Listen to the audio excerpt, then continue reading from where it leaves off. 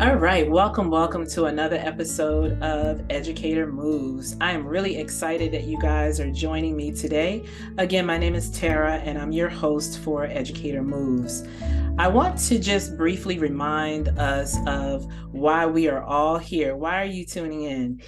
Simply, the vision of Educator Moves is to make sure we foster and inspire a community of educators to profoundly improve their quality of life through physical and mental lifestyle changes. And we plan to do that through three main aims. One, provide a safe space for collaborative conversation. Two, educate you guys on overall health and well being and how it's connected to your physical and mental status. And also empower you to engage in healthier habits that lead to overall improved sense of well being, one step at a time.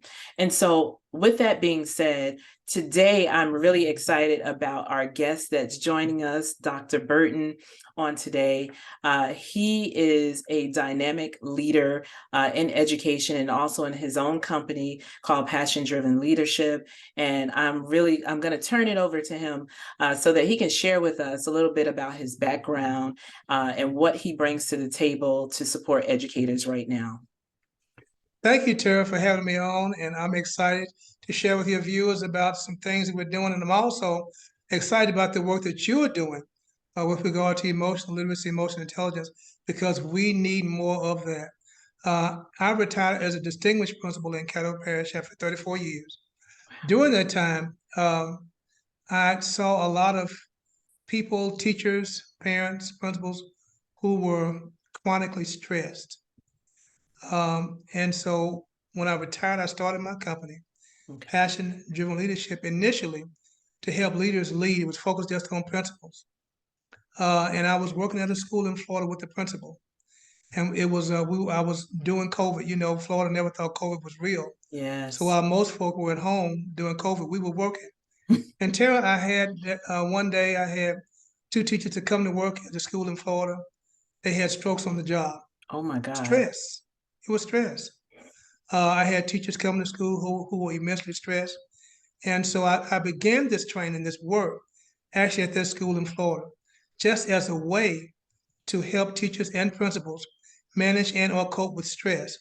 Since then, I have enhanced the model, developed the model, and we're in um, different locations in New Jersey and in Louisiana, working with educators to manage their stress. And the goal is to get them to engage in intentional self care and realize that self care is not selfish. So we give them the tools to do that. So that's where we are right now. All right, awesome. Thank you so much for sharing. I also want to highlight that you are a two-time author.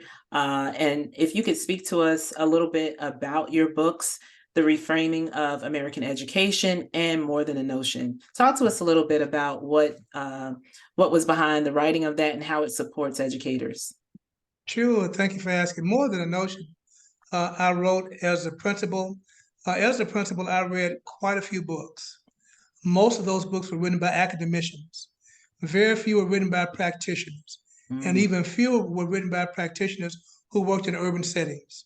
So I wrote that book for people like me who are principals who work in urban schools, and it talks about the challenges and the successes and how to build capacity on the team, how to lead effectively, how to build capacity in the community. And it gives a lot of answers in there. And also in that book, I began the journey of talking about stress then, mainly from a principal standpoint, but it talks about how to cope with and or manage stress. It's a really good book for principals or those who are aspiring principals that want to work in urban situations. The second book, Reframing of American Education, while we were at home convalescing with COVID, I wrote that book um, really for parents because we all know that having our schools results in having our communities. That book is written as a guide for parents, although teachers read it as well, to see how to become change agents in their communities, how they can activate PTAs, how they can activate and challenge school board members to do their job. There are four frames in education: the political frame, the structural frame, the humanistic frame, and the symbolic frame. So I talk about those four frames in that book and how parents and community leaders can activate those frames to grow their communities. Wow. That is really amazing. One of the things that we always leave out of the conversation at times is the parents, giving them the tools, the proper tools on how to advocate for their children. And I'm super excited that you thought about that as you wrote the book that you have. One of the things that I also notice is that even in education, I would agree with you, and I'm doing some further schooling as well, that you don't find often things that are very specific for urban leaders and the challenges that we do face. And so, again, I want to stress that the books are written by Dr. Burton and not Mr. Burton. So therefore, we know that there's some quantitative as well as qualitative data that supports the information that he has in the book. So go out and get your copy, read it on a break time. I'm sure that it will empower you to become a better educator in whatever role that you currently sit in. Another thing I wanted to talk about today that is really important to your work is social emotional needs of educators. One of the things that I do show is that your company, Passion Driven Leadership, focuses on helping teachers and educators in general, including leaders. So when I say teachers, I really mean everyone in the education field, emotional literacy and emotional intelligence. And when we had the pandemic, one of the things that happened is that we recognized immediately the importance of taking care and making sure kids were okay and educators were okay. But when the pandemic was deemed over at the time, we went back to business as usual. However, things are no longer usual. So if you could share with us some things that your company is doing to help support schools in that work. I'm glad you put it in that context. When we came back from COVID, even now, President Biden, first of all, he had a comprehensive plan for us to come back to school. In that, he fully funded programs that did SEL for children based upon the ACEs research. However, very few people were addressing the emotional and mental needs of the teachers and principals and staff that were supporting the children. And there is money out there to get that done. My company does just that. We teach educators how to engage in intentional self-care by teaching them how to become emotionally literate and emotionally intelligent. We have various training modules that we engage them with. We have a 4-hour training on just emotional intelligence and 4-hour training just in emotional literacy. And we teach them the tools to engage in self-care. And we teach them about stress. We use a system whereby they get to know themselves. And we talk about how the brain works, how the neuroscience behind the brain, how you can actually change your DNA by changing the way you think, thought patterns, and how to really take care of yourself physically, emotionally, and mentally, which is a total process. And not many folk are doing that, and the work is very, very needed. We've had a very good success in the places that we worked. If you go to the website, and I've sent you some information whereby we have testimonies from people who've gone through the program, where it's really changed their lives. So I'm very proud and happy to do the work. I have a team of about 8 people, so we can scale the work up to do what needs to be done and work in large districts as well as small districts as well, or single schools.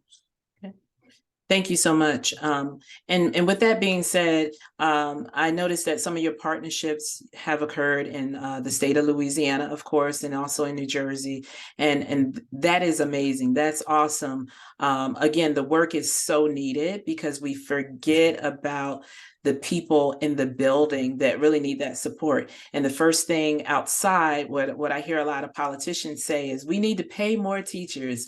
And while that may be true, we know that money is not the primary concern of most teachers, right? So people want to feel safe at work. They want to feel valued. They want to feel heard. They want to be able to deal with the stress that they are dealing with. And one of the key things to do is to support them around mental health. And so it's really exciting to see that there's a company out there specifically focusing on that piece of the work for educators. I want to move down to your passion-driven leadership logic model. So you can talk to us a little bit about some of your outcomes from the work that you guys are doing. Thanks for asking. We have three outcomes: short term, long term, and midterm. The short term is we have it increases teacher attendance, increases teacher retention, increases improves teacher quality, and improves student achievement on unit tests. In the long term, it saves school systems insurance dollars and money, and also it enhances their teacher core. So it does a lot of things that school systems really need, that they can save money and also increase the quality of teachers and principals in their programs. Currently, we have worked at 15 schools, and we've worked with over 29 school district leaders.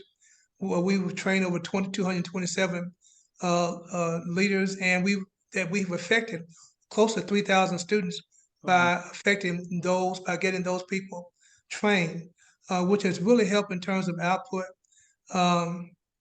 We provide counseling. We have a dashboard. When folk go through our training, they take a well-being survey. Actually take two. One is an educator survey, and that's valuable to superintendents and principals.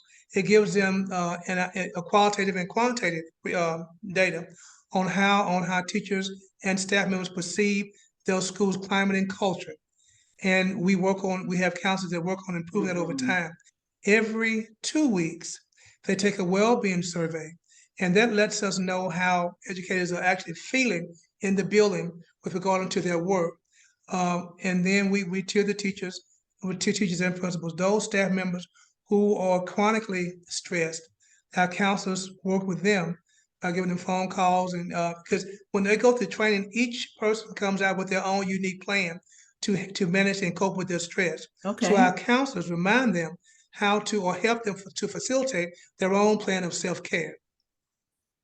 That's awesome. I'm going to just share this logic model with our viewers just a little bit, and just give us a second to look at that.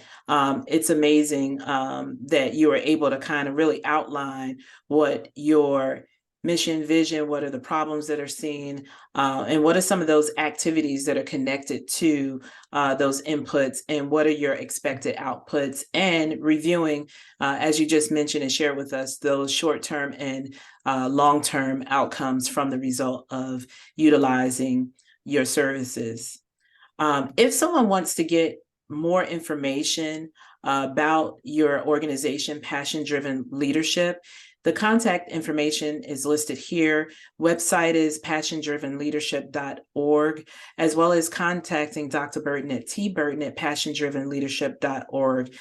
We can find you on Facebook, we can find you on LinkedIn, we can find you on Twitter, and we can even find you on Instagram. We know that teachers love Instagram. And so we definitely will be looking you up. And my hope is that by sharing today, that other educators, school systems, and leaders will understand the benefit of the services that you offer and begin to move to incorporate that in their school. Before we wrap up, I do want to say, again, some quick mental health strategies for educators and just people in general. When you're feeling a particular way, make sure you check your thoughts. Do your best to surround yourself with positive and supportive people. Practice positive self-talk. And I know that sometimes it's easier said than done, but the more you do it, the easier it becomes. And if you want more information about some mental health wellness strategies as an educator, please check out Education Matters. There was a great article by Melissa Leaf that listed that information. And lastly, again, if you or someone you know is struggling with mental health issues, please seek out betterhelp.com. There's a list of different support systems there for you for mental health, whether that is a social worker, psychologist, or psychiatrist. That information is available for you on that website. Do not forsake that your employers may have an EAP program. Check with your human resources department around what's available and what is offered. And also, feel free to check out NAMI.org. It's the National Alliance on Mental Health. It really details the different type of mental health services available so that you can also be empowered with what you need and connect with the right practitioner for your needs. And don't forget about your physician. Please make those needs known also to your physician that may be able to point you in the right direction. Again, thank you so much for joining us today on Educator Moves. And I hope that this small tidbit has been something that can positively impact your mental wellness as an educator to do what you do. Continue to educate. Thank you for joining us.